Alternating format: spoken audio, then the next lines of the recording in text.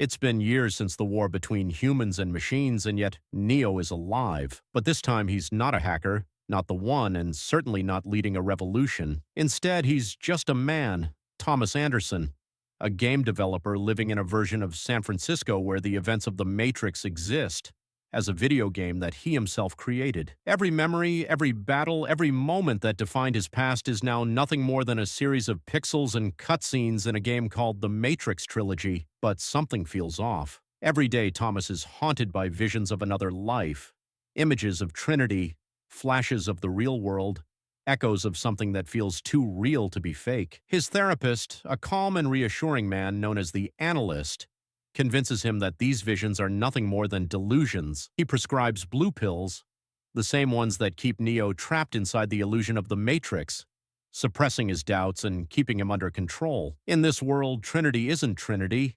She's a woman named Tiffany, a mother of two, living an ordinary life, completely unaware of her past. And yet, when Thomas sees her, there's an undeniable connection.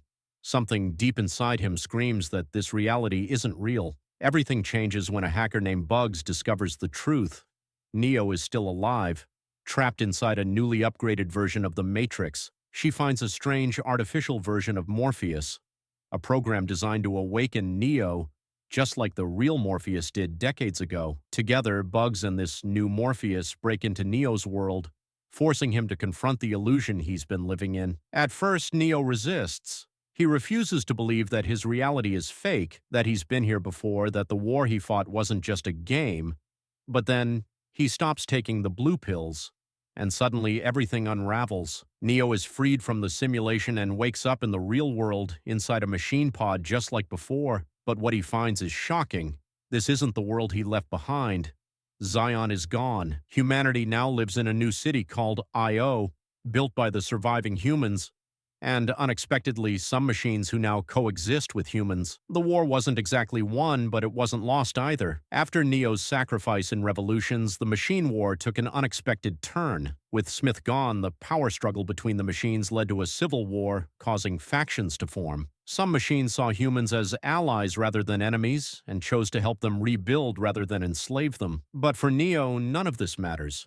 There's only one thing on his mind: Trinity. She's still inside the Matrix, still plugged in, still under the Analyst's control. And here's where things get even darker. The Analyst isn't just another architect or a replacement for the Oracle. His power isn't in logic or prophecy, it's in manipulation. He understands that humans don't crave freedom.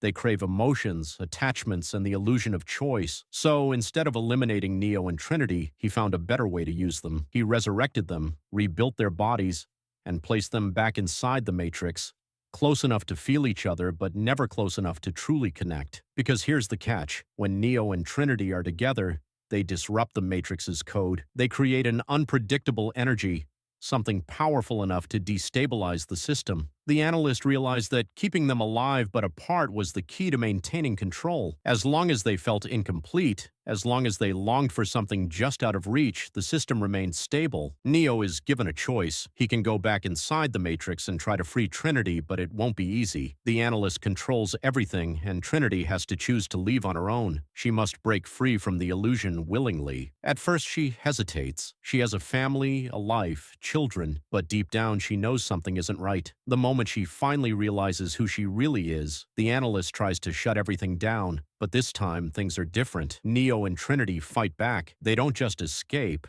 they rewrite the rules. In a breathtaking chase through the Matrix, pursued by swarms of controlled civilians and an army of agents, they make their final stand. Just when it seems like all hope is lost, Trinity awakens, and then something unexpected happens. She's the one who flies. Neo, once the sole wielder of impossible powers, now watches as Trinity takes control. She lifts them both into the sky, proving that she's just as powerful, just as essential to the fate of the Matrix as he is. In the final moments, Neo and Trinity confront the Analyst. No longer afraid, no longer controlled, they now hold the power. And instead of simply walking away, they leave him with a message. They're taking over. As they soar across the sky, painting over the false reality with their own vision, one thing becomes clear. This isn't just Neo's story anymore. The world of the Matrix belongs to both of them now. And for the first time, they're truly free. But are they? Because if there's one thing we've learned from The Matrix, it's that every illusion feels real until it's broken. If you enjoyed the video, don't forget to leave a like, subscribe, and turn on notifications to discover more hidden details about movies and shows. See you in the next one.